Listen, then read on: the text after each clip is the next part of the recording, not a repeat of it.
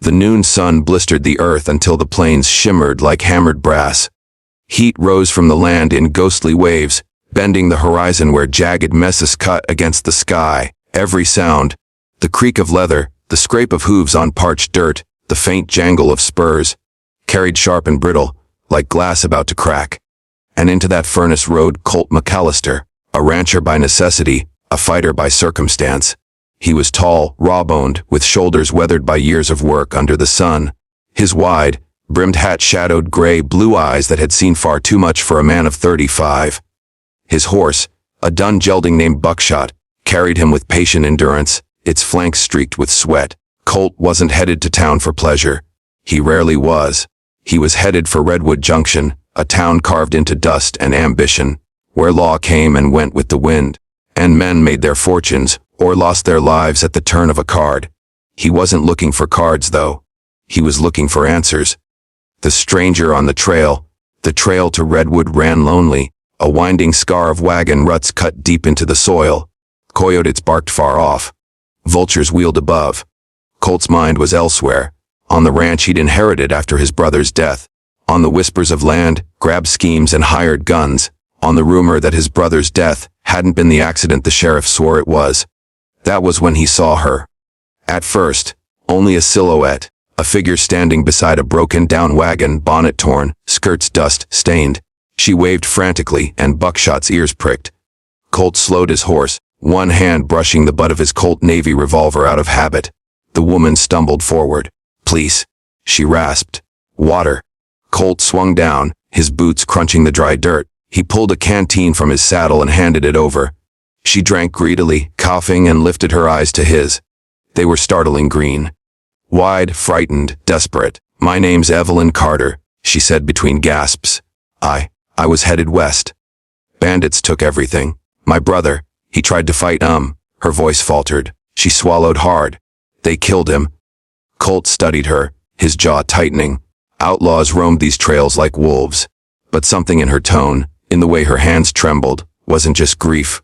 It was fear. A fear that hadn't left her yet. "Where'd they go?" Colt asked. She hesitated. Looked away. "That way," she whispered, pointing south toward a stretch of arroyos and sandstone gullies. "But you don't want to follow them. They're killers. They'll cut you down same as they did him." Colt cinched his canteen back to his saddle. His gaze swept the horizon, jaw tightening. "Killed your brother." "Less. Then I reckon they're my concern." Redwood Junction. By the time Colt and Evelyn reached Redwood, the sun was sinking low. The town crouched like a stubborn weed against the desert, its main street lined with warped wooden buildings, saloon, blacksmith, general store, and the sheriff's office leaning, like it had given up trying to stand straight. Dust billowed with every wagon that clattered through. Cowboys lounged against posts, spurs glinting, their laughter sharp as broken bottles. Evelyn pulled her shawl tighter, shrinking under their stares. Colt led her straight to the saloon. Its doors creaked open to a haze of cigar smoke and piano notes that stumbled more than they played. Inside, gamblers hunched over felt tables, and painted women drifted between them. Laughter thin and practiced. Colt pushed through the haze to the bar. "Whiskey," he said. The barkeep, a fat man with slick hair, poured without comment. Colt tossed back the drink, the burn sharp in his throat. Evelyn sat beside him, silent, her eyes darting around the room like a cornered doe. Colt leaned close.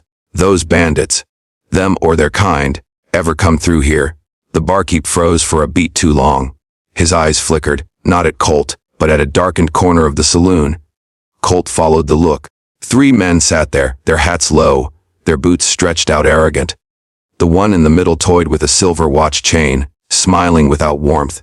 His hair was slick, his mustache waxed to points. His coat was fine, tailored, a sharp contrast to the dust-stained rabble of the saloon.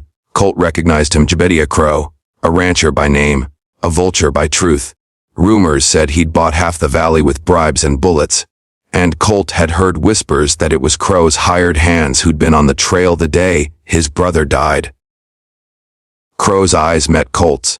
He smiled like a man greeting an old friend he'd rather see dead. "Well, if it ain't Colt McAllister," he drawled, rising to his feet. "Boys, pour a drink. Man like him deserves a welcome." The saloon quieted. Cards stilled, every ear turned. Colt didn't move, didn't blink. His hand hovered near his revolver. Crowe sauntered forward, that silver chain glinting in the lamplight. He looked at Evelyn, then back at Colt. You've been keeping fine company. Shame, though. Dangerous out there. Pretty little things don't last long without someone to look after. Evelyn flinched. Colt's jaw flexed. I ain't here for company. Colt said, voice like gravel. I'm here for answers. My brother's dead. Folks say your men were riding the ridge that day. A Crowe's smile never wavered. Folks say a lot of things. Trouble is, talk don't carry weight without proof. His hand dropped, casual but deliberate, brushing the butt of his pistol. The saloon held its breath. The first draw of steel flashed. It wasn't Colt who drew first. It was one of Crowe's men. The thug barely cleared leather before Colt's revolver barked, flame spitting from the barrel. The man crashed into a table, cards scattering like leaves. The saloon erupted. Screams, shouts. Glass shattered. Colt rolled for cover as another gunman fired, splinters ripping from the bar. Evelyn cried out, ducking low. Colt shot once clean through the man's chest. Crowe had his pistol out now, teeth bared. But instead of firing, he backed toward the door. This ain't over, McAllister! He shouted over the chaos. You're riding against the tide, and it'll drown you. Then he was gone, vanishing into the night. The saloon went still, the echo of gunfire hanging like smoke. Colt holstered his weapon, scanning for Evelyn. She was crouched by the bar, trembling, eyes wide with horror. He reached down. You all right? She nodded, but her lips quivered. Her hands clutched a folded scrap of cloth to her chest. Something Colt hadn't noticed before. When his eyes fell on it, she paled. Please, she whispered, her voice breaking. Please don't take the cloth off. Colt froze, staring at her. What's under it? He asked. Her eyes brimmed with tears. You don't want to know. But something in her tone told him he had to know. He reached, fingers brushing the fabric. Evelyn gasped, trying to stop him. When the cloth fell away, Colt's heart hammered, his breath caught. His hand began to tremble, for beneath it was not what he'd expected. Not jewelry, not money, not some trinket. It was a badge, a U.S. Marshal's badge, stained with blood. Colt's eyes widened. Evelyn looked at him like a condemned woman, and outside, in the shadowed street, footsteps gathered. The night was just beginning. The silence in the saloon was broken only by the creak of the swinging doors and the sharp, steady rasp of Evelyn's breath. Colt stared at the blood-stained star in his palm, his hand trembling like it belonged to someone else. A U.S. Marshal's badge. Not just any badge, his brother's badge. Colt knew it instantly. Because of the dent above the U. His brother had always joked it came from the day Colt threw a horseshoe wrong as a boy. That star had never left his brother's side. But now it was slick with dried blood, hidden under Evelyn's shawl like a secret shame. His voice came out low, tight. Where'd you get this? Evelyn's lips quivered. Please, don't make me say it. If you knew, they'd kill you too. Colt leaned close, eyes blazing. They already killed him. Now you tell me straight. What the hell do you know? Before she could answer, the sound of boots pounded outside. Shadows moved past the saloon's fogged windows. Crowe's men. Colt cursed under his breath, shoved the badge into his coat, and yanked Evelyn to her feet. Back way, he snapped. They rushed through the kitchen past wide-eyed cooks frozen in fear, and shoved out into the alley. The night air reeked of dust and smoke. Colt led her down the narrow lane, his Colt Navy revolver steady in his hand. Shots cracked behind them, splintering the doorframe. Evelyn screamed as bullets bit into the walls. Keep moving, Colt barked. They burst out onto a side street, where buckshot stamped nervously by the hitching post. Colt threw Evelyn up into the saddle, swung up behind her, and dug his spurs in. Buckshot lunged forward, hooves striking sparks as they tore down the rutted road. Shouts followed. Gunfire split the night. A slug whined past Colt's ear. But the gelding ran hard, outpacing the thunder of boots and hooves behind. They vanished into the dark. And campfire confessions. They didn't stop until the stars blazed bright above the desert, the town's lantern glow far behind. Colt drew buckshot to a halt in a dry wash, hidden by cottonwoods.